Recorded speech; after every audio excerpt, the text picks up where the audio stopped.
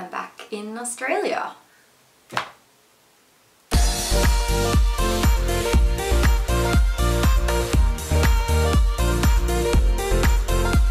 Yeah, it kind of happened really quickly. I mean, after my visa was rejected, I knew I had a month to leave the country, but that absolutely just like flew by so quick. And then all of a sudden it was the day before, and then all of a sudden it was the day. So then I had to say like goodbye to all my students and my clients and my employers. Well, not goodbye, like I'm still planning to go back. You can't get rid of me that easily, but like bye for now kind of thing. So that was tough. But of course the toughest thing was saying goodbye to Shinya. So we spent the last day just kind of like hanging out, which I didn't want it to be anything too like big, because if you make a really big deal out of it, I feel like you're always gonna be disappointed. So we just like grabbed food, all my favorite foods, definitely had sushi, went to the park and just, yeah, kind of spent a bit of time together, then went to the airport and had a bit of a cry. Good times.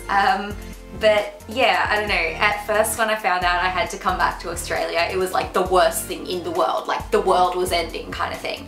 But then I think we both kind of got used to the idea a little bit more, and it feels okay now that I'm here. I mean, I know I'm not going to be here forever. I definitely plan to go back to Japan. It's just deciding on how I'm going to do that. I have mixed feelings about it. I mean, it feels really weird to be back, but then at the same time, it kind of feels like I never left. It's kind of as if there are two Stephs that coexist, like one lives in Japan and one lives here, and I can only be one of those two people at any one time, and there's like literally no overlap.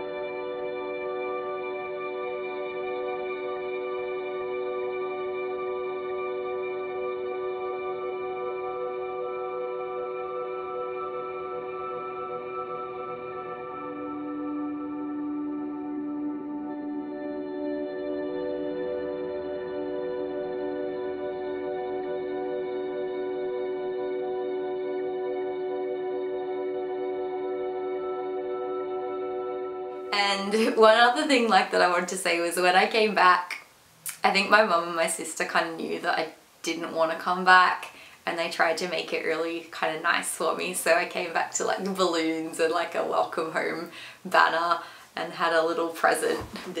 Got a little bag of goodies, so I have new pajama pants and like a supply of my favorite chocolate. I like dark chocolate. If you ever want to buy me a gift, 90 to 95% dark that's the stuff. Yeah, so I don't know. I'm not upset. I'm content, but at the same time I still feel weird. Like I haven't gotten used to the idea of being here yet, I think.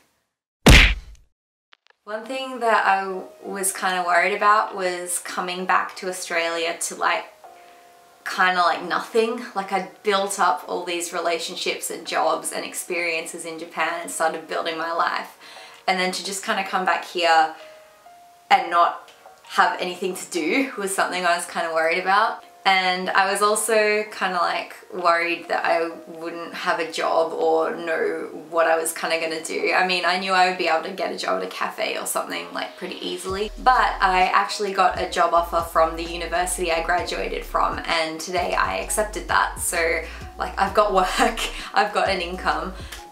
Thank you. I guess I should probably let you guys know about the visa situation.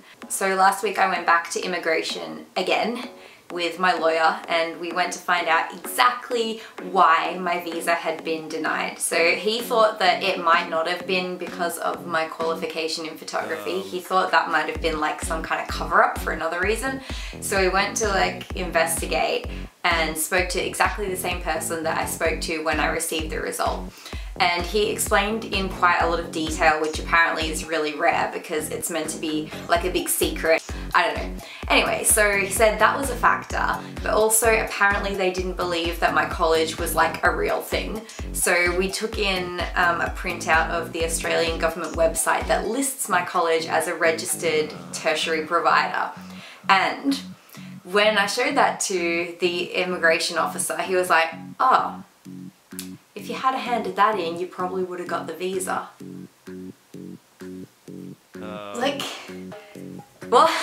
What? Like, if I had just known that, obviously I would have handed it in. They didn't even ask for it. I was so close, like why? Yeah. Anyway, so that was the reason, but apparently the company that I was applying with was maybe a little bit too small and therefore had this suspicious air about them. So there were all these factors that sort of added together, I guess. But anyway, we wanted to find out if I could still apply for a visa with the fashion school because they wanted to sponsor a visa. But if it really was to do with my education background, then it would be useless to apply again. So we wanted to find that out.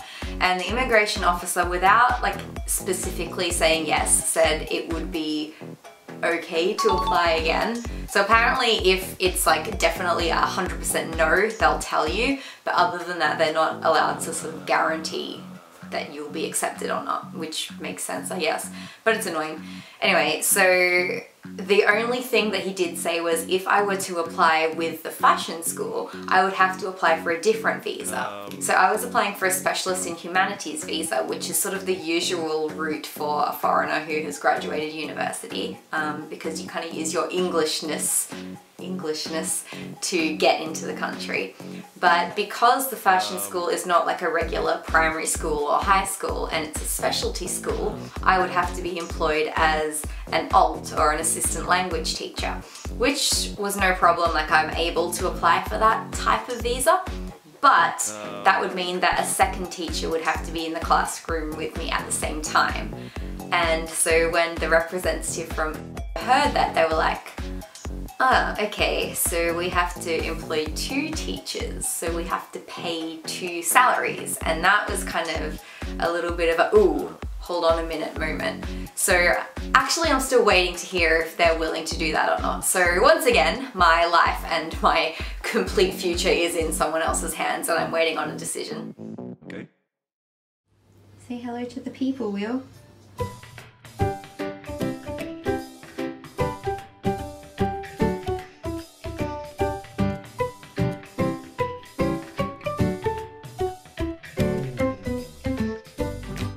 Oh, I just wanted to give you as well my first impressions of the train ride in Melbourne. So it's very, very different to what I've gotten used to in Japan. Firstly, it's really dirty. Like, I noticed there was empty coffee cups on the ground and stains and like sticky bits. Second thing, when I got on the train, there was a guy who just like got on. He was wearing a blanket and then like promptly lay across 3 seats and fell asleep with the blanket. Feet on the seats as well. People having really loud phone conversations. People watching YouTube without headphones. People eating, chewing noisily. It's so loud. Also, the train doesn't stop exactly where it's supposed to. There's no bit where you line up. You just gotta kind of guess where it's gonna stop. I forgot about that. Yeah, so sorry that's a lot of like boring visa updates, but I feel like I should tell you guys, and I wanted to show you how I spent my last day in Japan. For now, not forever. So don't worry, that's not the last Japan-based vlog that you'll see from me. I am definitely gonna be back.